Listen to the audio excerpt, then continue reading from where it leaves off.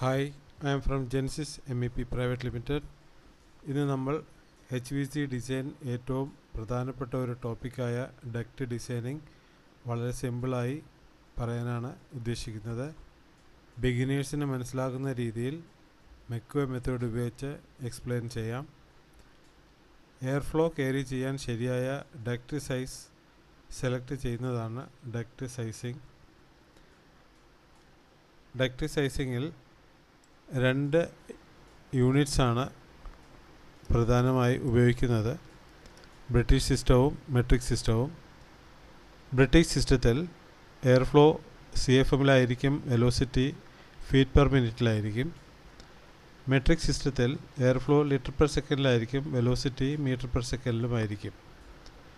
ഇവ മിക്സ് ചെയ്താൽ കാൽക്കുലേഷൻ തെറ്റും, അതുകൊണ്ട് ഒരേ സിസ്റ്റം യൂസ് ചെയ്യണം. ഗൾഫ് കൺട്രീസിൽ HVC സിസ്റ്റത്തിൽ മോസ്റ്റ്ലി മിക്സഡ് യൂണിറ്റ് സിസ്റ്റമാണ് യൂസ് ചെയ്യുന്നത്.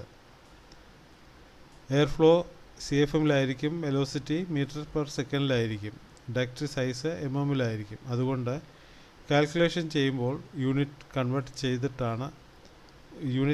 ചെയ്യുന്നത് വളരെ ഇമ്പോർട്ടൻ്റ് ആണ്. നമുക്കിനി ഡക്റ്റ് സൈസ് കാൽക്കുലേഷൻ എങ്ങനെയാണെന്ന് നോക്കാം. ഇതിൽ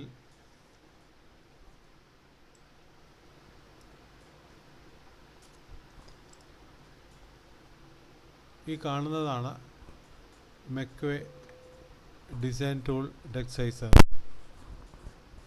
ഇതിൽ യൂണിറ്റ്സ് എന്ന മെനുവിൽ രണ്ട് യൂണിറ്റ്സ് കാണിച്ചിട്ടുണ്ട്, മെട്രിക് സിസ്റ്റവും ബ്രിട്ടീഷ് സിസ്റ്റവും. മെട്രിക് യൂണിറ്റ് സെലക്ട് ചെയ്യുകയാണെങ്കിൽ നമുക്ക് എയർ ഫ്ലോ ലിറ്റർ പെർ സെക്കൻഡിലും വെലോസിറ്റി മീറ്റർ പെർ സെക്കൻഡിലും കാണിക്കും.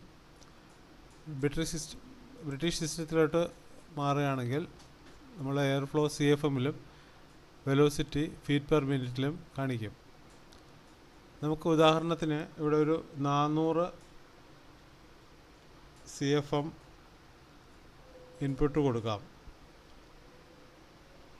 അതിന് ഇവർ പറയുന്ന മീറ്റർ പെർ സെക്കൻഡിലാണ് വെലോസിറ്റി പറയുന്നത്. അങ്ങനെയാണെങ്കിൽ നമുക്ക് മെട്രിക് സിസ്റ്റത്തോട്ട് കൺവേർട്ട് ചെയ്യാം. അപ്പം അത് 4000 CFM എന്നുള്ളത് ഓട്ടോമാറ്റിക്കായിട്ട് ലിറ്റർ പെർ സെക്കൻഡിലോട്ട് കൺവേർട്ട് ആവും. CFMനെ ഡിവൈഡഡ് ബൈ 2.12 കാൽക്കുലേറ്റ് ചെയ്യുകയാണെങ്കിൽ നമുക്ക് ലിറ്റർ പെർ സെക്കൻഡ് കിട്ടും. അപ്പോൾ ഇവിടെ ഒരു മെയിൻ ഡക്റ്റിന് 7 മീറ്റർ പെർ സെക്കൻഡ് കൊടുക്കുക. താഴെ ഡക്റ്റ് ഹൈറ്റ് നമ്മൾ കൊടുക്കണം, 300 ഹൈറ്റ് കൊടുക്കുക. 300 ഹൈറ്റ് കൊടുക്കുകയാണെങ്കിൽ 1050 mm വിഡ്ത്ത് കിട്ടും. ഇതാണ് നമ്മളെ ഡക്റ്റ് സൈസ്. ഓക്കെ, നമുക്ക് എല്ലാ പ്രൊജക്റ്റിലും ഇതേപോലെ ഒരേ ഹൈറ്റിൽ നമുക്ക് മെയിൻറ്റെയിൻ ചെയ്യാൻ പറ്റത്തില്ല. ചിലപ്പോൾ നമുക്ക് അവിടെ ഹൈറ്റ് കൂടുതലുണ്ടെങ്കിൽ നമുക്ക് 400 ഹൈറ്റ് കൊടുത്താൽ നമുക്ക് വിഡ്ത്ത് കുറഞ്ഞിരിക്കും. ഇതല്ലേ 725 വിഡ്ത്തും 400 ഹൈറ്റുമാണ്. ഈ 725 എന്നുള്ളത് 750 റൗണ്ട് ചെയ്ത് നമുക്ക് എടുക്കാൻ പറ്റും. ഓക്കെ, അപ്പം അടുത്തതായിട്ട് നമുക്ക് ഈ ഒരു ബ്രാഞ്ച് ഒക്കെ ഒരു 1000 CFM ബ്രാഞ്ച് പോകുന്ന ഒരു ഡക്റ്റിൻ്റെ സൈസ്, ബ്രാഞ്ചസിന് സാധാരണ 4 to 6 മീറ്റർ പെർ സെക്കൻഡാണ് കൺസിഡർ ചെയ്യുന്നത്. നമുക്കിവിടെ 4 കൊടുത്ത് നോക്കാം. ഹൈറ്റ് ഒരു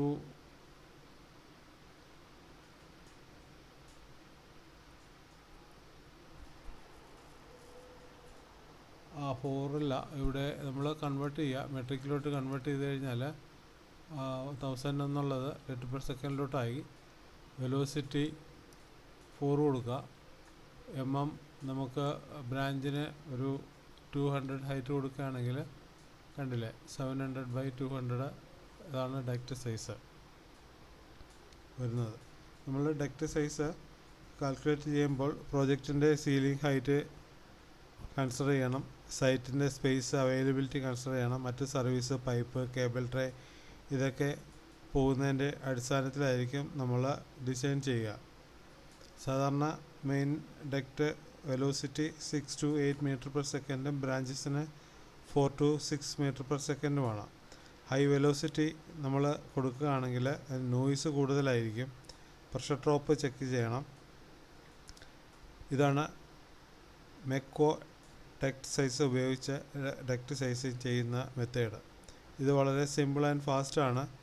വീഡിയോ ഹെൽപ്ഫുൾ ആണെങ്കിൽ ലൈക്ക് ആൻഡ് സബ്സ്ക്രൈബ് ചെയ്യാൻ മറക്കരുത്. Thank U.